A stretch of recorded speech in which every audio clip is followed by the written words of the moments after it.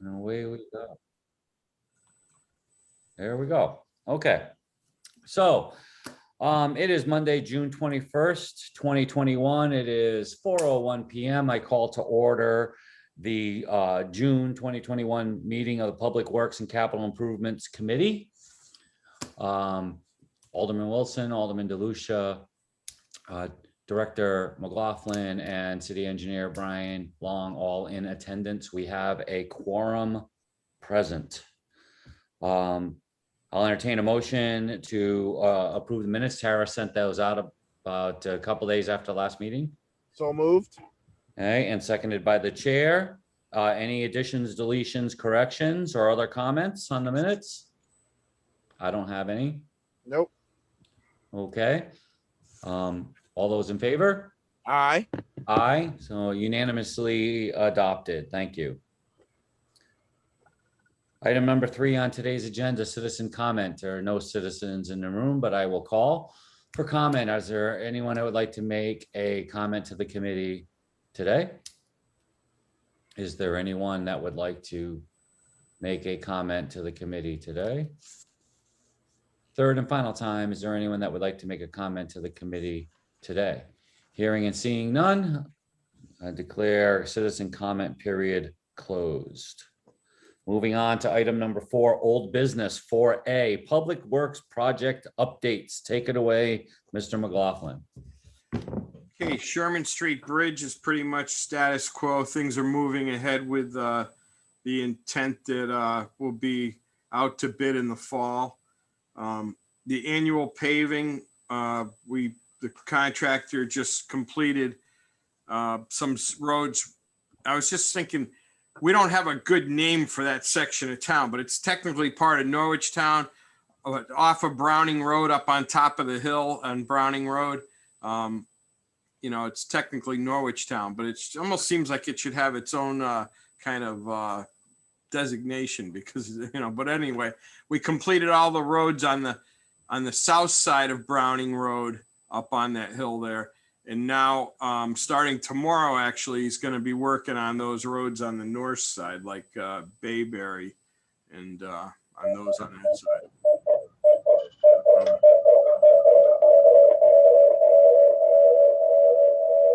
Ryan, that's your feedback. Something feeding back to Brian's computer. Just on that one paving piece. Yeah, when I was a kid, we used to call that whole neighborhood Yannick Lane. All right. Okay. You know, and I think the hill actually has a name, and now you've piqued my curiosity because we should call it by its historical name, right? Yeah, I've never seen it on any map though. You know, right. Okay. Norwich Town is what people here refer to it as, you know, in public works, like for plow routes and stuff. It's part of Norwich Town, but it's like too big. Norwich Town is like too big. It's like it should be broken down anyway. Franklin Square Roundabout, you know, the contractor had trouble getting granite curbing, I guess. So he hasn't started work yet, but he's supposed to be starting right at that July 12th, the week after the 4th of July holiday, is when he's promised he's going to get started, and he's still confident he can complete it within the contract time, which is basically mid-September. New London Turnpike, as far as that complete streets project, we had our selection committee.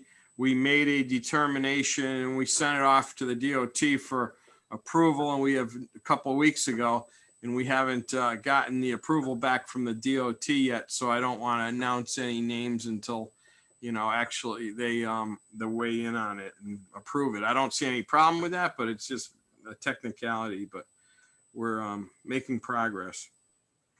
The Granite Mill building, the structural plans have been approved, and the contractor is procuring the materials now to do the stabilization work.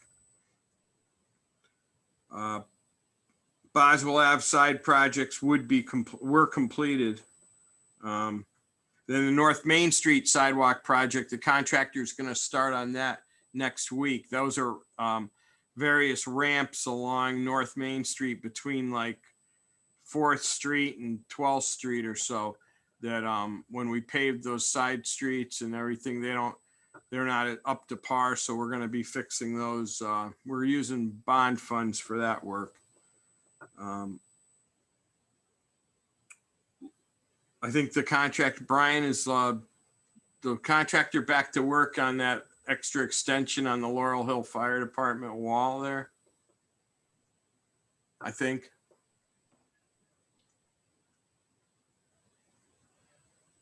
You're still muted. All right, hold on. How's that? Yep. Can you hear me now? Hello? Hello? Yes, I muted myself when I was but yes, we can hear you.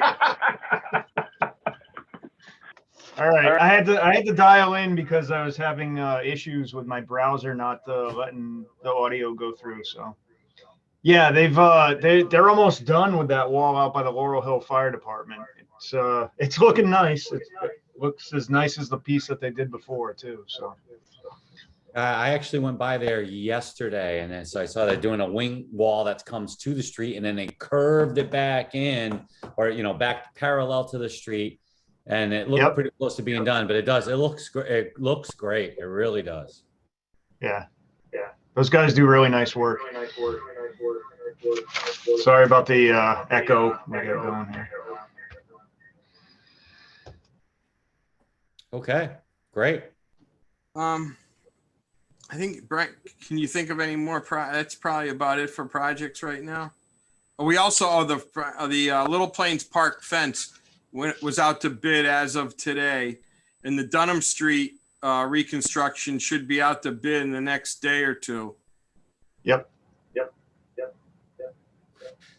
And have we moved the Central Ave North Main Street intersection idea that we talked about last? Have we moved that forward at all? Yeah, Brian sent it to the DOT,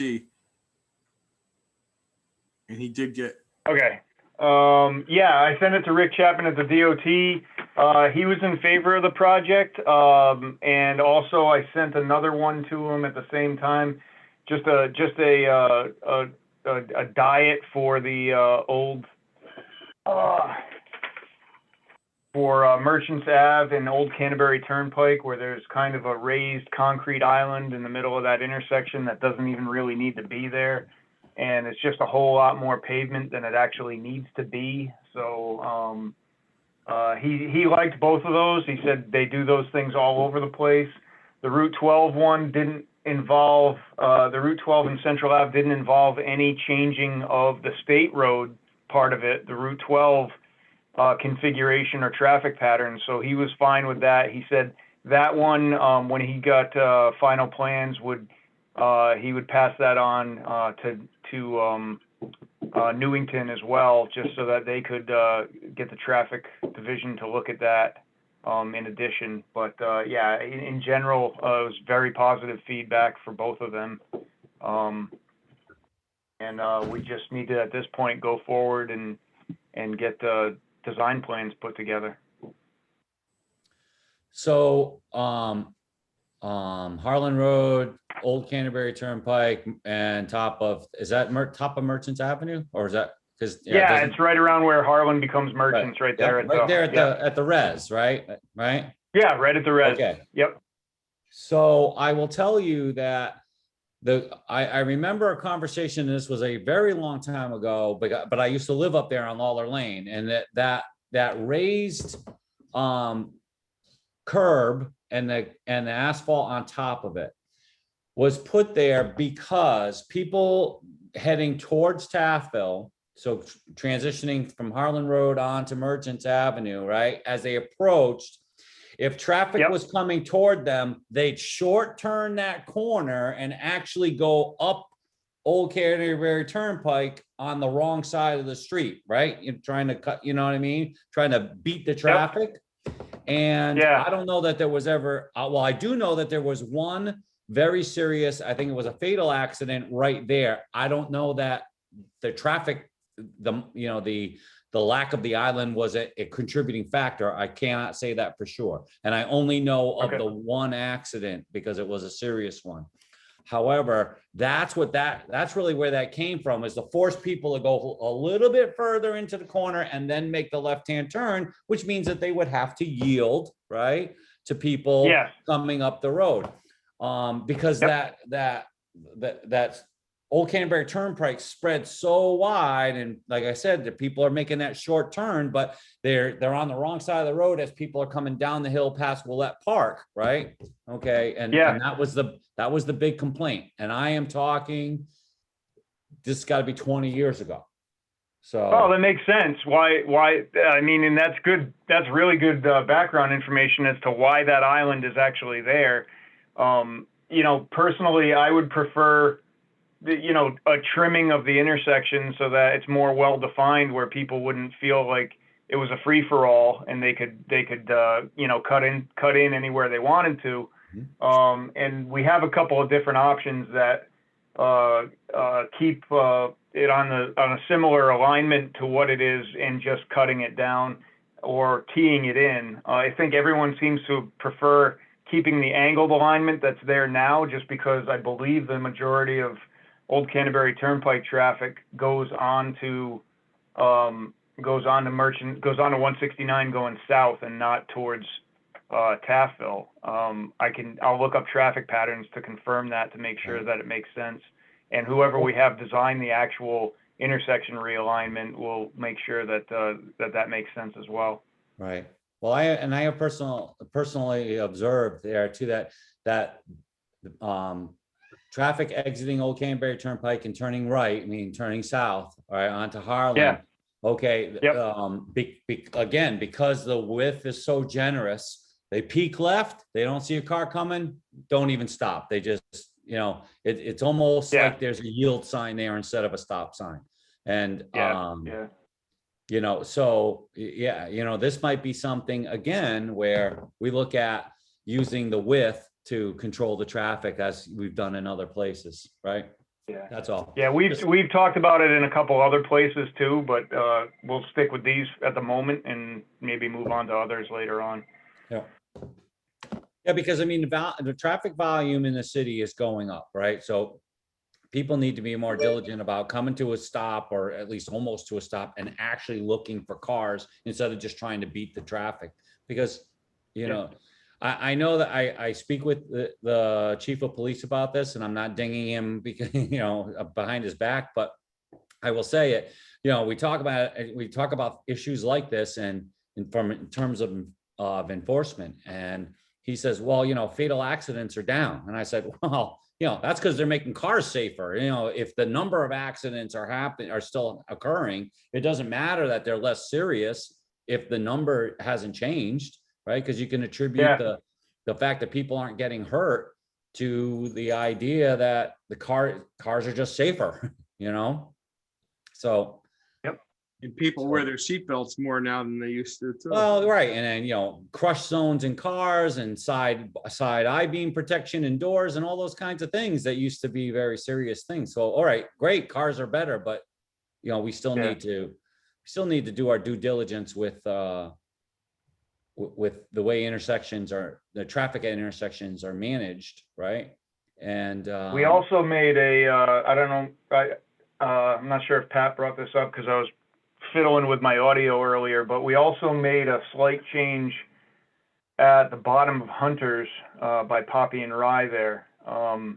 Nice. We recently had all the center lines restriped throughout the city, and in looking at that, the approach coming down Hunters to the stoplight, it was a 10-foot wide travel lane that flared out to 17 feet wide at the intersection, which wasn't enough to have two cars side by side, but it was enough for cars to be closer to the middle of the road where they didn't necessarily need to be.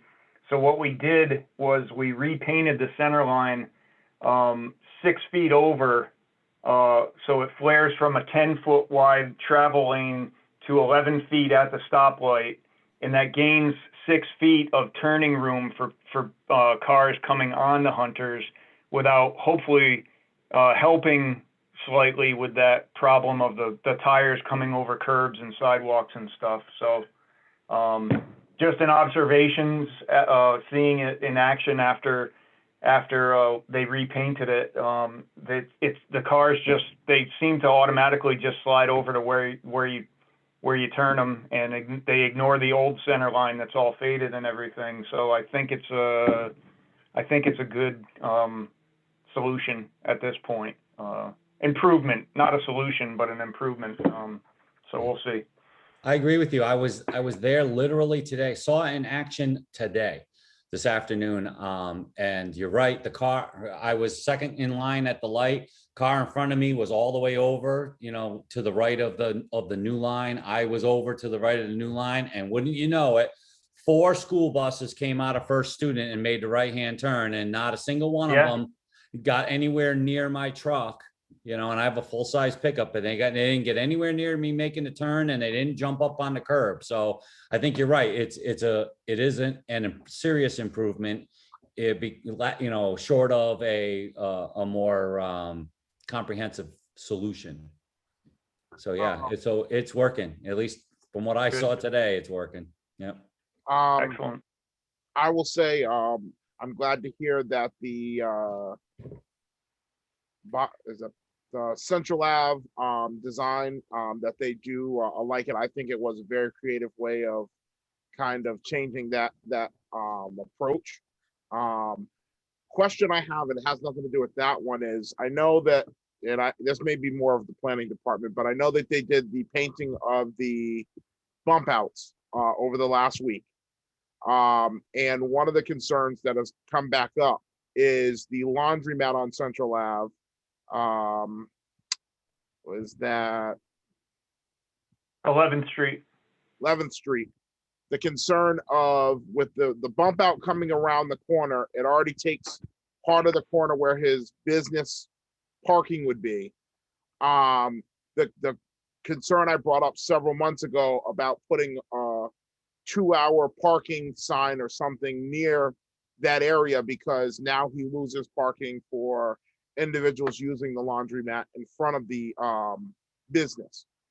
So that I know has been a concern that's been brought up again, of getting the 2-hour parking sign. And I know it has to go through Chief Daly, but I think he's got a valid concern again, now that the project is kind of been done. So I know that was one that I wanted to bring up. I mean, it's beautiful, but I don't want him to kind of be hindered because of the purpose of what we're trying to use it for. Yeah, we can work with the chief to maybe change some of that parking to 2-hour parking. As far as taking out parking spaces, Brian's probably more familiar with me, but from my understanding was that they shouldn't have been parking that close in the middle, in the intersections anyway. So. Well, for him, it's more so wanting to be able to abide by it, but also now that people realize how close it is, he wants to be able to still allow people the opportunity to come and go, but not using that area. So I told him I would bring it up again. Yeah, so the 2-hour probably is a good. And it would be fine if it's something like I know, like downtown we have it for a certain period of the day. That would be fine too, but just kind of getting people in that habit. Yeah.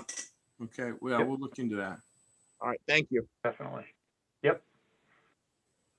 And I also want to say the guys from Public Works have been phenomenal throughout this project. I know I said it during the council meeting several weeks ago. The patience that they had with the students painting the white all the way down to this portion over the last week. Kudos to your guys for their patience and investment in the project. Thank you. Anything else under project updates? I don't think so, unless there's any questions. I don't. No. I'm good. Okay, thank you for that. Item 4B, property disposition. Okay, right after, as a follow-up to that one from the last meeting with 15 Robbins Court, I've been going back and forth with Corporation Counsel about the contents in the house. And just today I received some correspondence from him with a list of names and addresses of people that may have interest in the belongings still contained in at the property. And he got this working with attorney Langhammer, who had done the foreclosure, I guess. So I'm going to have to reach out to these people, and I don't know the exact time frame we have to give them, but tell them, hey, look, if there's anything in there that you need or you want, you better, you've got X amount of days to get it out of there before we clean it out. Do you have to send that certified mail, or what's customary? Probably, I don't know. We haven't really done this before. I was told other times we haven't gone to this kind of measure, but I don't want to be, putting the city in a position where someone claims, oh, we had, thousands of dollars worth of thing, whatever. So I'll work with Corporation Counsel to kind of establish that. Yeah, and I would like, well, and you don't have to report back to me, but I would like us to know, what's customary in the quote unquote industry. Do you send a certified letter and you have 30 days from that point or something like that? Yeah. Right.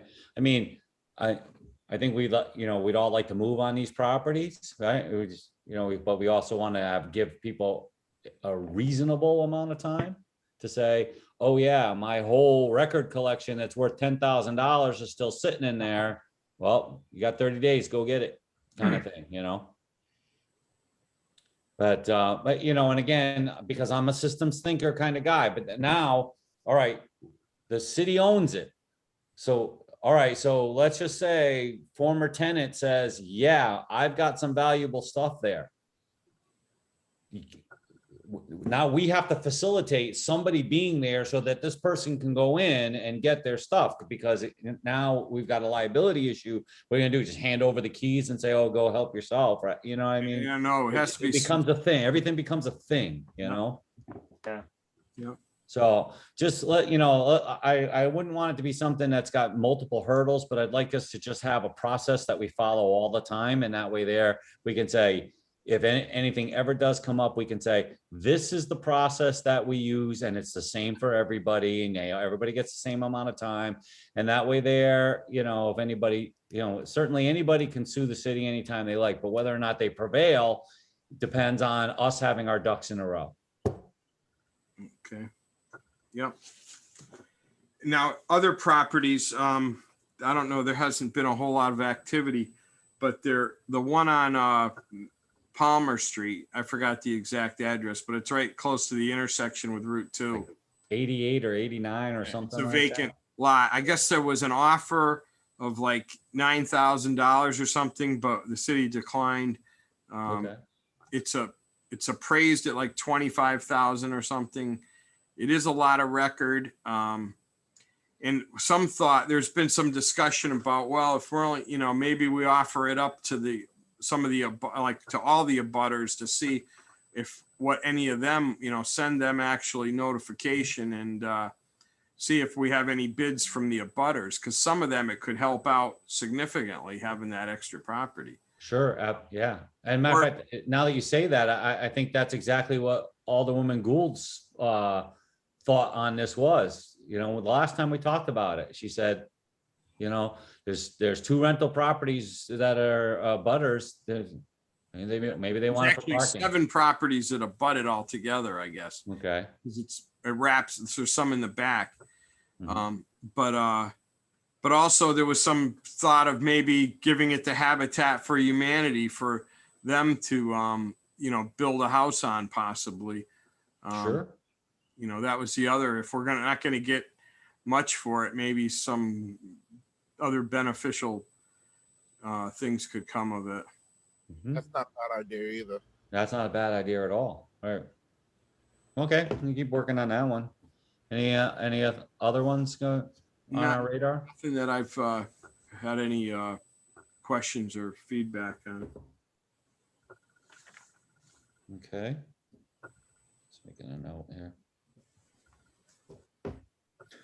Okay, and then Public Works vehicular concerns. Darrell already brought up the parking issue in Greenville with the new bump outs. I don't have any other vehicular concerns. I mean, you guys have been great about addressing the ones that we've talked about, and even one that we talked about earlier here that that had kind of dropped off the radar there for a little bit. So unless you guys have other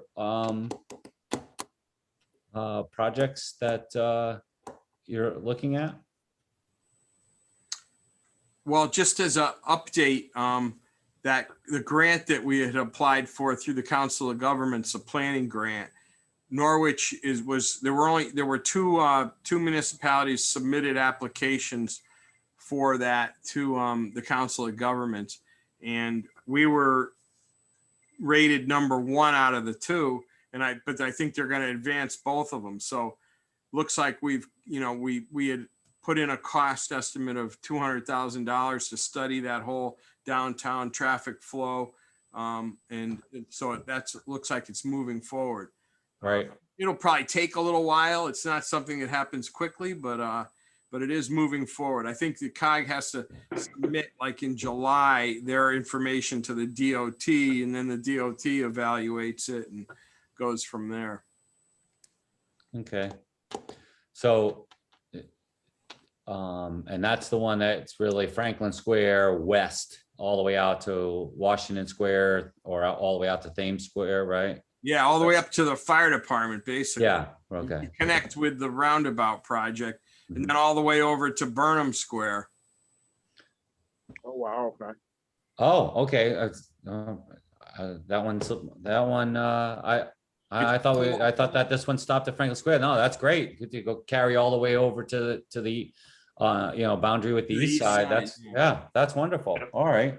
Well, that's good to hear. So tied to that, because I know we exchanged a couple of emails, and I appreciated your candor on the barricades that are still on Lower Broadway. So I don't have a problem with them being there, as long as it's not, obviously a hazard or creating an issue for Public Works in any way, shape, or form. And it's like, and it doesn't seem that it is. So wonderful. But then I start to ask the question, maybe should we be looking at reducing the amount of traffic that travels down Lower Broadway and start migrating it toward more of a pedestrian-centered thoroughfare than a vehicular-centered or vehicle-centered thoroughfare. You know what I mean? So that's my fancy way of saying, geez, can we close the thing off completely and just turn it into, like I think of Federal Hill in Providence, where you got that one section where it's just lined with restaurants, and it's all pedestrian area between the two, and then you've got two major thoroughfares for cars on either end of it. Yeah, so that is part of the planning study that'll get done too. That we did some side branches off of the Main Street and Chelsea Harbor Drive, and that, we came up Franklin Street too for a way. We came up Broadway up to City Hall.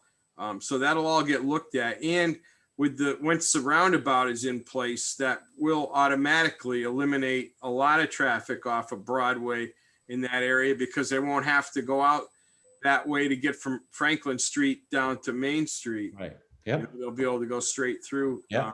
So I think some of that will evolve, but by the time the planning study is being done, the roundabout will be in place, and we'll have a little bit of history where we can look at that better. Yeah. I know, it just seems to, and I know, we'll wait, let the experts weigh in on the study, and that and I look forward to that. But, just from my perspective, it solves the problem at Shannon Corner. It solves the problem in Union Square, right? I mean, Yeah. and who knows what will then pop up. I mean, obviously, we still have to be able to allow vehicles to get to that parking garage behind the Dime Bank and behind Oregon, right? And we still need to have that access to that parking lot that's attached to 80 Broadway. I get all that, that's fine. But I can picture how much busier those ground level storefronts could be, right? If that was purely pedestrian traffic in that area from, let's say, the Dime Bank on down to Shannon Corner. You know, outdoor cafes, or, I mean, you know, the coffee, the coffee house there. I mean, yeah, I just, you know, you got that restaurant now. You got the restaurant now that's in the first floor of the Oregon. I mean, to me, it just seems like that could just make that whole thing pop. So. And one of the other benefits, in addition to that, is that if there isn't traffic coming down Broadway, then there is no more need for a signal light at the Shannon corner. It goes away. Yeah. And that could also be achieved by eventually having, if you had to keep Broadway open, eventually having a no left turn as you're coming down Broadway. But the problem that develops is that you need a two-way Bath Street at that point. Yeah, right.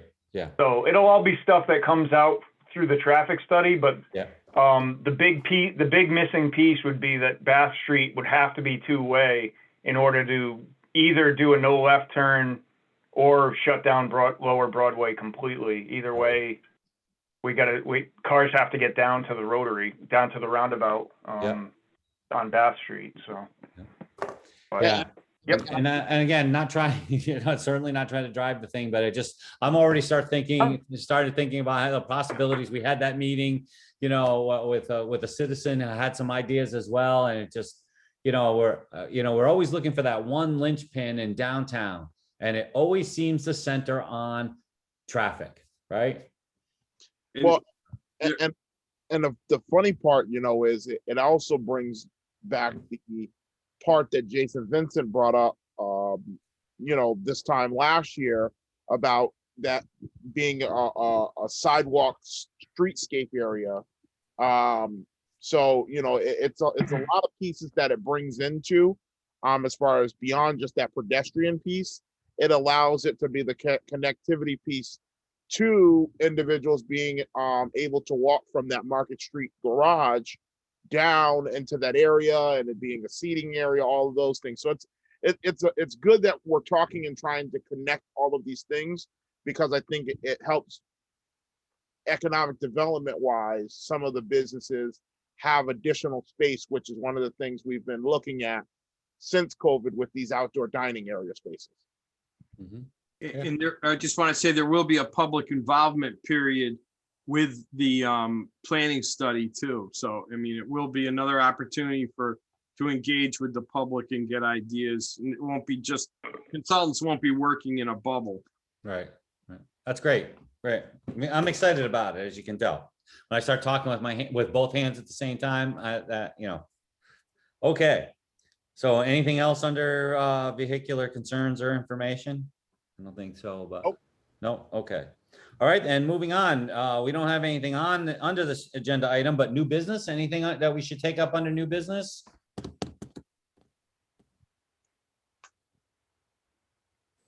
I didn't have anything. Yep.